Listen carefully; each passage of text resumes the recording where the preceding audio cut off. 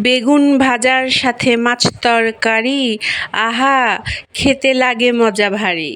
আসসালামু আলাইকুম বন্ধুরা। বেগুন ভাজা বেগুন মাছ দিয়ে রান্না তো আমরা অনেকেই খেয়েছি, তবে আজকে বেগুন দিয়ে আমি একটু অন্যরকম একটা রেসিপি আপনাদের সামনে শেয়ার করব।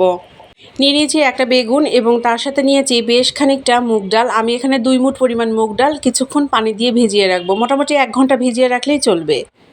অন্যদিকে বেগুনখানা আমি লবণ ও হলুদ দিয়ে মেখে একটু তেলে ফ্রাই করে নিব। ওই মাছ যেভাবে আমরা ভাজি বেগুনটাও আমরা ঠিক সেভাবে ফ্রাই করে নিব। আর বেগুনের পিসগুলো দেখতেই পেয়েছেন আমি একটু বড় রেখেছি। আজকের রান্নায় আমি সরিষার তেল ব্যবহার করব, তাই আমি প্যানে কিছুটা সরিষার তেল দিয়ে দিলাম এবং তাতে এই বেগুনগুলো আমি ভেজে উঠাবো। আজকের এই রেসিপিটি সরিষার তেলে খেতেই সবচেয়ে বেশি ভালো লাগে, তাই আপনারা যদি এই রেসিপিটি ট্রাই করেন অবশ্যই সরিষার তেলেই রান্না করবেন। কথা বলতে বলতে আমার বেগুনগুলো ভাজা হয়ে গিয়েছে, আমি অন্য একটি পাত্রে বেগুনগুলো উঠিয়ে রাখলাম। আর এখন যে তেলটুকু অবশিষ্ট আছে সেখানে আমি ফোড়ন দিয়ে দিব সরিষা দিয়ে। এরপরে অ্যাড করে দিব কাঁচা মরিচ এবং কাঁচা পেঁয়াজ এবং তারপরে হালকা একটু ভেজে একে একে দিয়ে দিব আদা বাটা আধা চা চামচ, রসুন বাটা আধা চা চামচ এবং 1 চামচ জিরে বাটা। আর তারপরে অল্প সামান্য পানি দিয়ে মশলাটা খুব ভালোভাবে কষিয়ে নিব।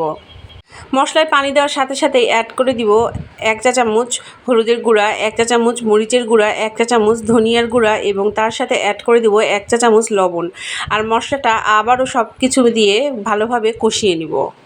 মশলা কষানো হয়ে গেলে আমি যে মুগ ডালটা পানি দিয়ে ভিজিয়ে রেখেছিলাম সেটা কিন্তু এখন প্রায় ডবল হয়ে গিয়েছে। আর এখন সেই মুগ ডালটা আমি পানি ঝরিয়ে নিয়ে এই মশলার সাথে অ্যাড করে দিব এবং মুগ ডাল অ্যাড করার কিছুক্ষণ পরেই আমি দিয়ে দিব কিছুটা পানি, যাতে মুগ ডালটা সেদ্ধ হয়ে আসে।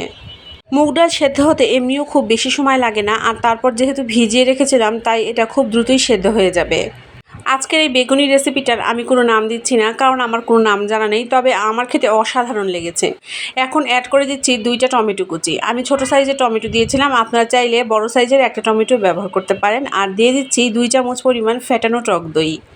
হালকা আঁচে রান্না করতে করতে অ্যাড করে দিব ভেজে রাখা বেগুনগুলো এবং তার সাথে অ্যাড করে দিব বেশ খানিকটা ধনিয়া পাতা কুচি। আর অবশ্যই ঢাকনা দিয়ে ঢেকে এখন প্রায় 20 থেকে 25 মিনিট রান্না করে নিব।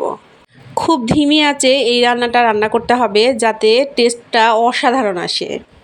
আজকের বেগুন দিয়ে অন্যরকম এই রান্নাটা আপনাদের কেমন লাগলো অবশ্যই আমাকে কমেন্টে জানাবেন এবং অবশ্যই আপনারা এই রেসিপিটা ট্রাই করবেন। রুটি বা পরোটা দিয়ে কিন্তু এই রেসিপিটা খেতে অসাধারণ লাগে। বেগুনের অসাধারণ এই রান্নাটা কিন্তু আমার হয়ে গিয়েছে। এখন আমি একটা বাটিতে সার্ভ করে নিচ্ছি, কেননা আমি সবাইকে এই রান্নাটা পরিবেশন করব। আজকে আমার এই ভিডিওটি এখানেই শেষ করছি, আর কথা দিচ্ছি আগামীকাল আবারও হাজির হয়ে যাব নতুন কোনো গল্প নিয়ে, আর নতুন বা পুরাতন যে কোনো একটা রেসিপি নিয়ে।